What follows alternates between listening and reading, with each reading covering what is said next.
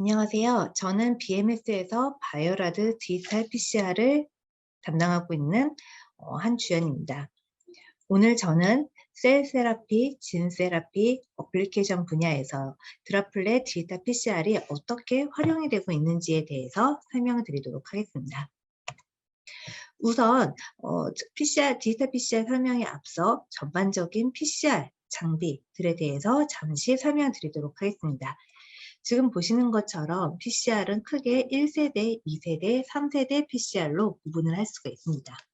1세대 PCR은 지금 보시는 것처럼 컨벤셔널 PCR로 정성 검사의 목적으로 사용할 수 있는 반면에 리얼타임 PCR은 프루브나 사이버그립 이런 형광 케미컬을 사용을 해서 절대 정량 혹은 상대 정량을 볼 수 있는 시스템입니다.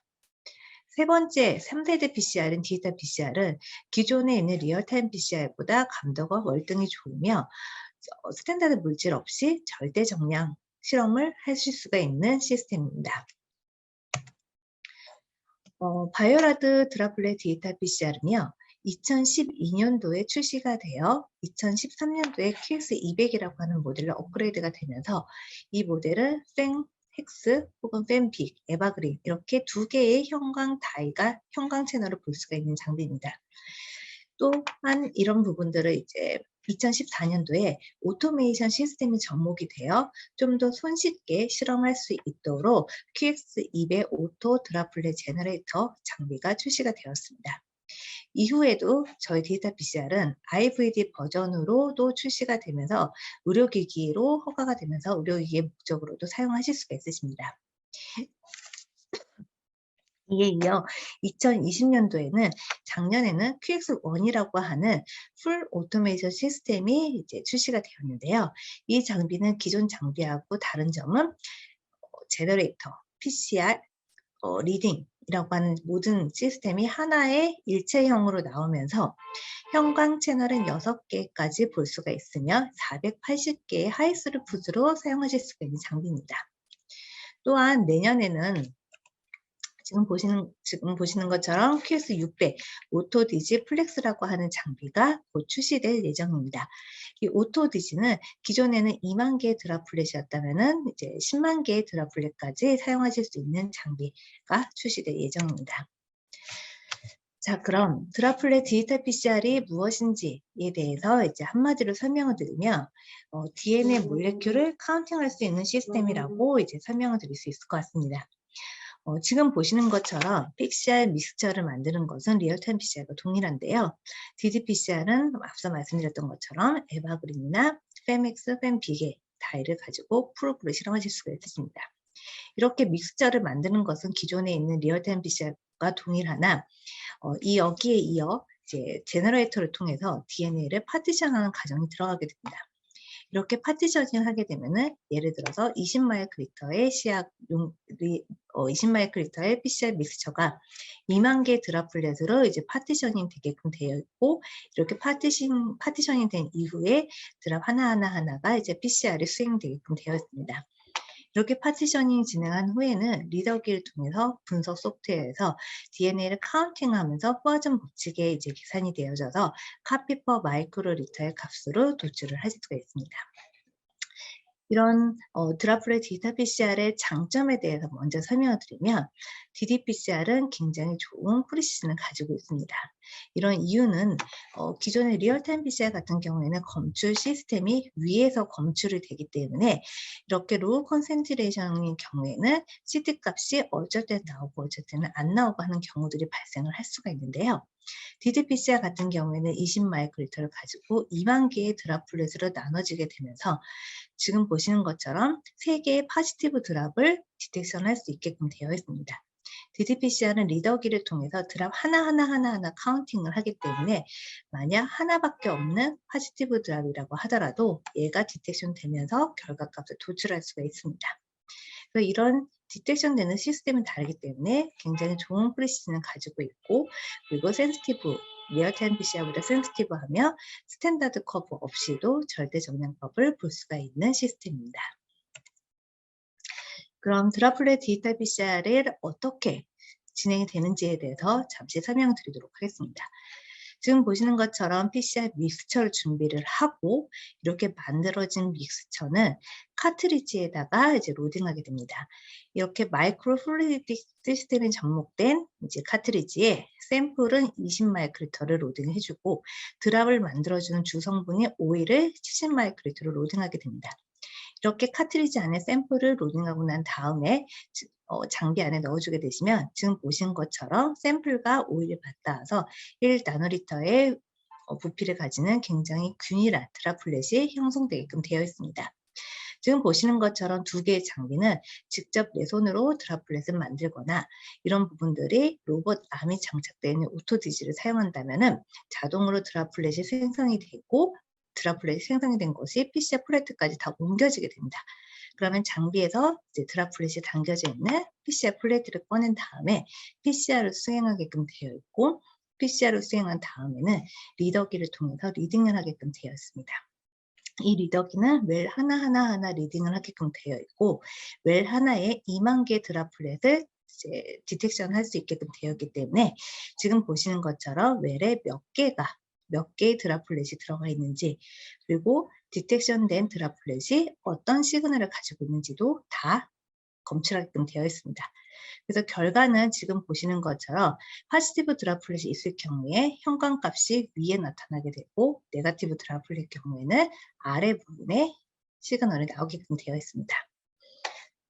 그럼 이런 디지털 PCR을 가지고 절대 정량을 가장 많이들 보시는데요. 이렇게 절대 정량을 보고자 할 때 얼만큼 감도가 좋은지를 보실 수가 있으신데요.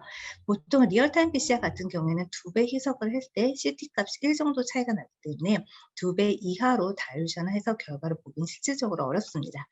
하지만 지금은 타겟을 10%씩 다일루션 했을 때 지금 보시는 것처럼 1370, 1230, 1110으로 10%씩 감소되는 것을 보실 수가 있으십니다. 이로 인해서 이제 굉장히 좋은 프리시즌을 가진 결과를 얻으실 수가 있으신데요. 이렇게 기본적으로 절대 정량을 보시고자 할 때 지금 보신 것처럼 fem과 hex의 시그널로 보실 수도 있으시지만 이렇게 fem, hex 시그널만 가지고 있다 하더라도 저희 ddPCR은 엔드포인트 분석으로 진행이 되기 때문에 3개, 4개의 멀티플렉스까지 보실 수가 있으십니다. 그래서 지금 보시는 거는 3개의 타겟을 보고자 할 때 이제 3개의 타겟을 보신 결과인데요.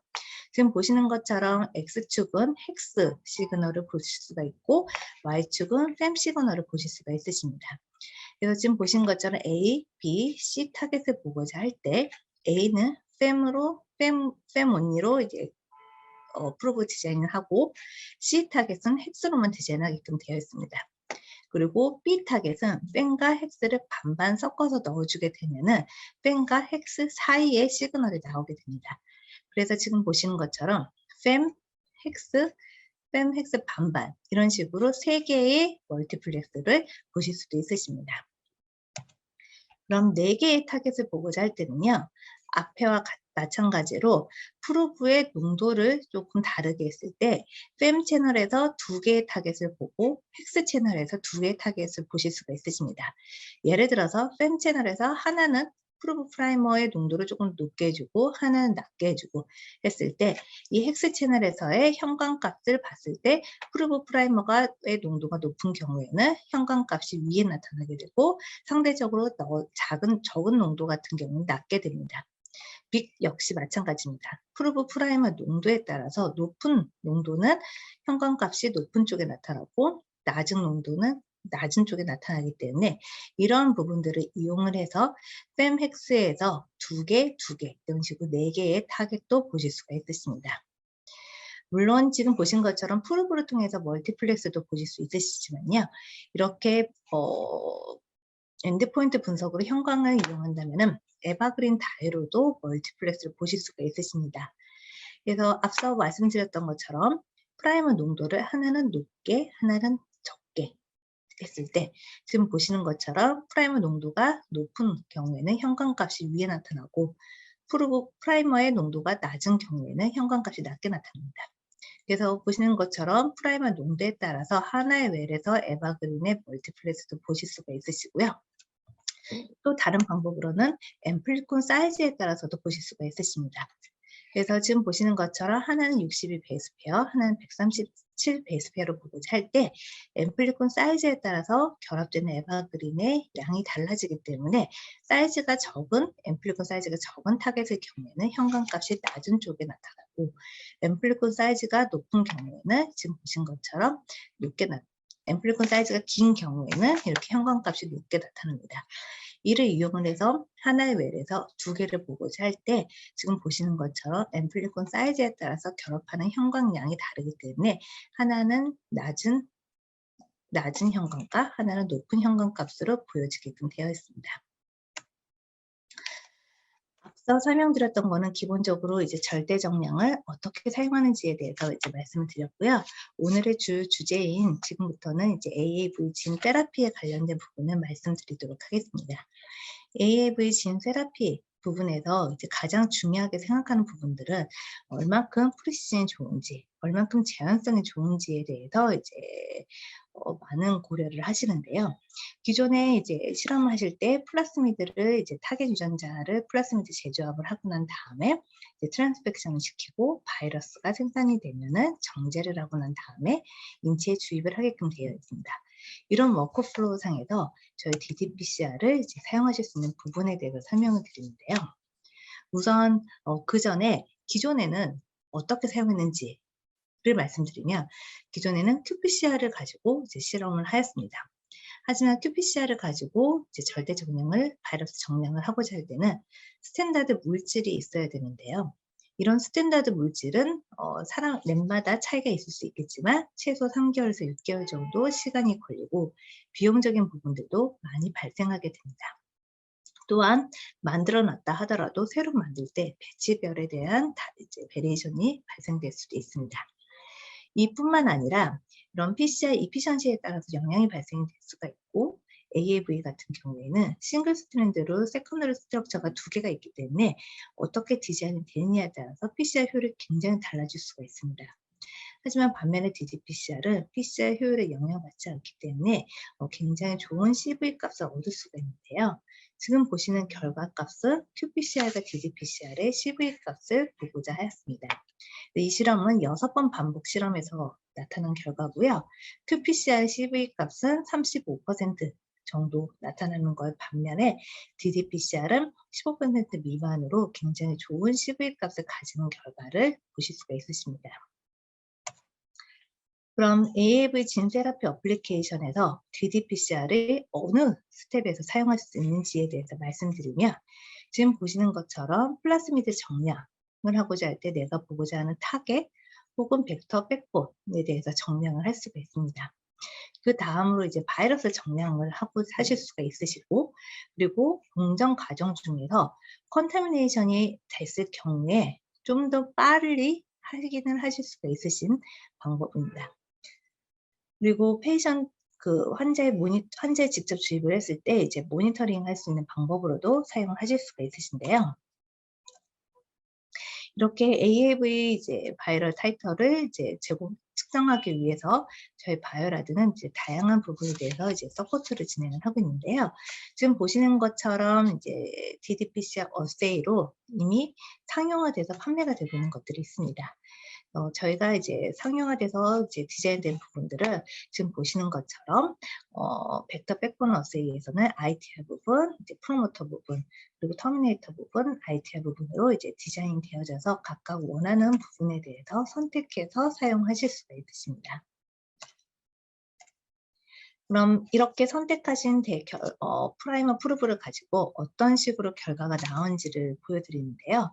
지금 보시는 거는 이제 6개의 웰에 대해서 반복 실험을 한 거고요. 지금 보시는 것처럼 팸 채널은 AAV 부분에 대해서 이제 디자인을 한 결과물이고요. 그리고 헥스는 이제 GOI 어세이로 타겟을 보고자 한 부분입니다. 그래서 디자인이 잘 될 경우에는 지금 보시는 것처럼 이렇게 4사분면으로 결과가 나오는 것을 보실 수가 있으십니다. 또한 얼만큼 이제 프리시즌이 좋은지에 대한 이제 결과인데요. 지금 보신 것처럼 반복 실험을 했을 때 바이럴 샘플 1의 같은 경우에는 CV 값이 2.5% 미만, 바이럴 샘플 2 같은 경우에는 3.5% 미만, 플라세미드 샘플 같은 경우에도 3% 미만으로 굉장히 좋은 CV 값을 얻는 것을 보실 수가 있으십니다. 그래서 이제 말씀드렸던 것처럼 ddPCR을 가지고 사용하신다면 좋은 프리시즌의 결과를 얻으실 수가 있으십니다. 네. 그리고 컨타미네이션 부분에 대해서도 ddPCR을 활용할 수 있다라고 말씀드렸는데요. 기존의 마이코플라즈마 검출을 보고자 할 때는 컨벤셔널 PCR 혹은 리얼타임 PCR을 가지고 사용하시는 경우들이 있으신데요. 그렇게 사용하고자 할 때는 대부분 이제 5개의 마이코플라즈마 종 혹은 10개의 마이코플라즈마 종 이렇게 보실 수밖에 없는데요. ddPCR 같은 경우에는 지금 보시는 것처럼 112종의 마이코플라즈마를 다 검출할 수 있도록 이제 디자인이 되었고, 그리고 펄스 파지티브를 줄이기 위해서 프루브법으로 실험을 하였습니다. 이렇게 이제 저희가 제공되는 마이코플라즈마 디텍션 키트를 사용할 경우에 얼만큼 감도가 좋은지를 보실 수가 있으신데요. 지금 보시는 것처럼 2000배의 LOD와 1배의 LOD를 보고자 할 때 지금 보시는 것처럼 소량의 파지티브 드랍플렛도 검출이 될 수 있습니다.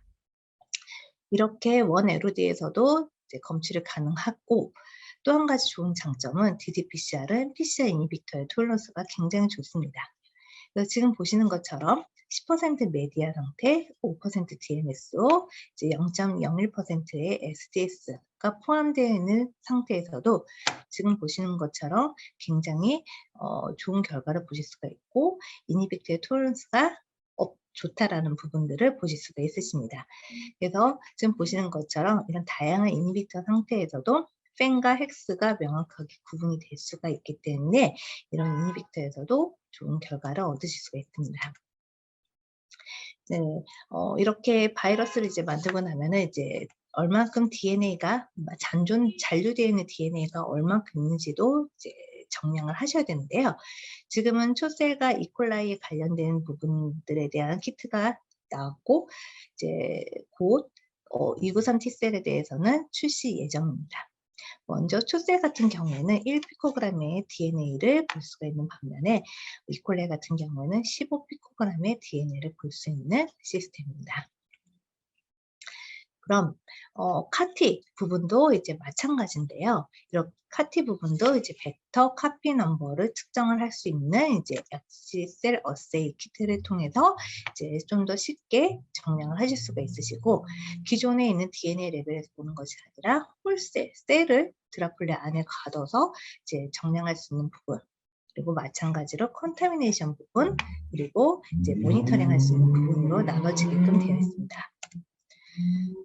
이 역시도 이제 카티 어세이를 가지고 지금 보시는 것처럼 악시셀, 치사셀, 그리고 악시셀만 볼 수 있는 이런 어세이를 이제 직접 사용하실 수도 있으십니다. 그럼 기존과 다른 방법으로 이제 홀셀 DNA 워크플로우를 봐주시면 지금 보시는 것처럼 원엑스 ddPCR 리액션 시약이 새로 출시가 되었습니다. 그래서 이 시약을 사용하시면은 웰당 1개에서 6,000개의 셀까지 이제 사용하실 수가 있으신데요. 이렇게 원하시는 셀 수를 이 리에이전한테 집어넣고 지금 보시는 것처럼 그 카트리지를 이용을 해서 드라플렛을 만들어지게 됩니다. 이렇게 만들어진 드라플렛은 지금 카트리지 안에 드라플렛 안에 셀들이 들어가 있고, 이렇게 PCR이 수행되고 되는 과정 중에서 라이시스가 되고 PCR이 수행되게끔 되어 있습니다.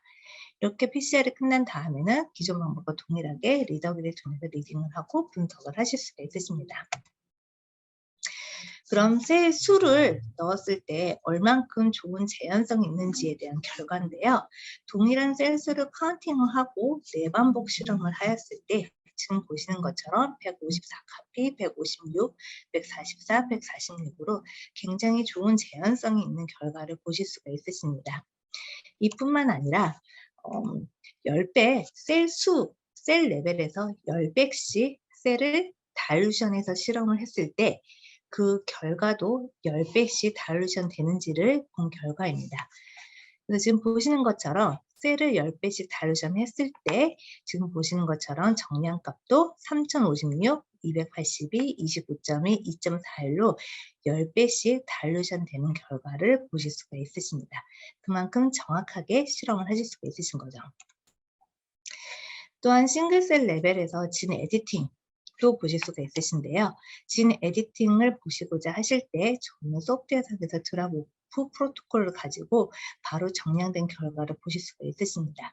그래서 지금 보신 것처럼 이제 와일드 타입과 뮤턴 인델 셈 타겟에 대해서 이렇게 디자인을 하신 경우에는 지금 보시는 것처럼 호모자이거스 같은 경우에는 이렇게 fem만 시그널이 나오게끔 되어 있습니다. 그래서 지금 보시는 것처럼 0%, 0.2%, 3.2%로 정확하게 몇 퍼센트가 이제 호모자이거스인지 확인을 하실 수가 있으십니다. 지금 설명드린 것처럼 셀 세라피, 진 세라피 분야에서도 ddPCR을 사용하실 수가 있지만 그 외에도 다양한 분야에서도 ddPCR을 사용하실 수가 있으십니다.